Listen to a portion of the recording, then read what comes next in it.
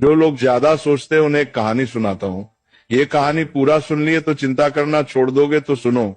एक छोटे से गांव में आरव नाम का व्यक्ति रहता था।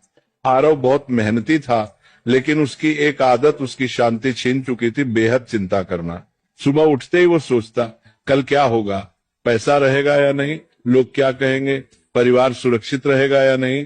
रात को सोने जाता, तब भी उसका दिमाग रुका नहीं करता।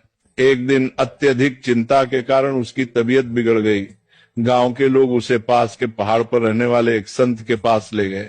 संत बहुत सरल जीवन जीते थे, न ज्यादा बोलना न ज्यादा सोचना। आरव ने संत से कहा, महाराज, मेरा मन कभी शांत नहीं होता, मैं हर समय डर और चिंता में रहता हूँ। संत मुस्कुराए और पास रखी एक मिट्टी की मटकी उठाई। उन्होंने कहा, इस मटकी को पानी से भर दो। आरव ने मटकी भर दी। फिर संत बोले, अब इसे सिर पर रखो और चलो, लेकिन एक शर्त है, अगर एक बूंद भी गिरी तो तुम असफल हो जाओगे। आरव पूरी तरह मटकी पर ध्यान लगाकर चलने लगा। रास्ते में लोग उससे बातें करते रहे, आवाजें आती रही, लेकिन आरव ने कुछ नहीं सुना। वह सिर्फ मटकी पर ध्यान देता रहा। कुछ देर बाद संत ने कहा, रुको, अब बताओ रास्ते में कितने लोग मिले। आरव बोला, महाराज, मुझे कुछ पता नहीं, मैं तो बस मटकी बचाने पर ध्यान दे रहा था। संत ने शांत स्वर में कहा, यही संत होने की शुरुआत है।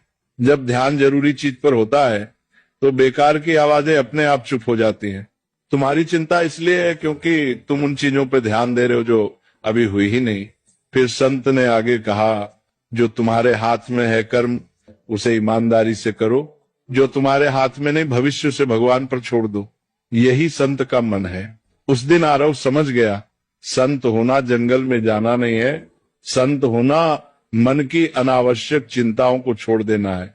धीरे धीरे आरव ने चिंता कम की, वर्तमान में जीना सीखा, और वही व्यक्ति जो कभी बेचैन रहता था, अब दूसरों को शांति की सीख